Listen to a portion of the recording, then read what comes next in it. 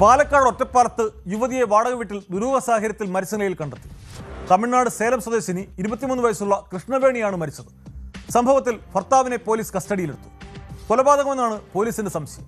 യുവതിയുടെ കഴുത്തിൽ കണ്ട പാടുകളാണ് സംശയം ബലപ്പെടുത്തുന്നത്. ഭർത്താവ് മണികണ്ഠനെ പോലീസ് വിശദമായി ചോദ്യം ചെയ്തു വരികയാണ്.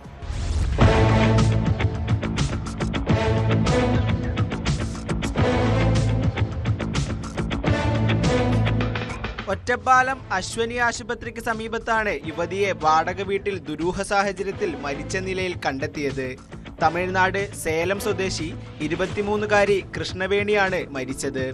ശനിയാഴ്ച രാത്രി 12:15ഓടെയാണ് കൃഷ്ണവേണിയെ മരിച്ച നിലയിൽ കണ്ടെത്തിയത്.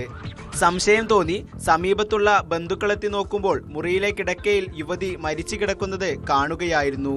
മരണം കൊലപാതകമാണെന്നാണ് പോലീസ് സംശയിക്കുന്നത്.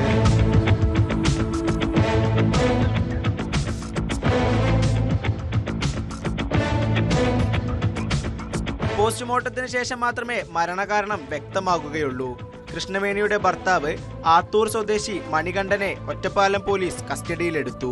മണികണ്ഠൻ സ്ഥിരം മദ്യപിച്ചെത്തി വീട്ടിൽ വഴക്കുണ്ടാക്കാറുണ്ടെന്ന് അയൽവാസികൾ പോലീസിനോട് പറഞ്ഞു. ഫോറൻസിക് പരിശോധനയിൽ കഴുത്തിൽ പാടുകൾ കണ്ടെത്തിയിട്ടുണ്ട്. ദിവസങ്ങൾക്ക് മുമ്പ് കൃഷ്ണവേണി വീട്ടിൽ കഴുത്തിൽ കയർ മുറുക്കി ആത്മഹത്യക്ക് ശ്രമിച്ചതായി ഭർത്താവ് മൊഴി നൽകി. ഇയാളെ വിശദമായി ചോദ്യം ചെയ്തു വരികയാണ്. ഷൊർണൂർ ഡിവൈഎസ്പി സജു കെ എബ്രഹാമിന്റെയും ഒറ്റപ്പാലം SHOയുടെയും നേതൃത്വത്തിലാണ് അന്വേഷണം.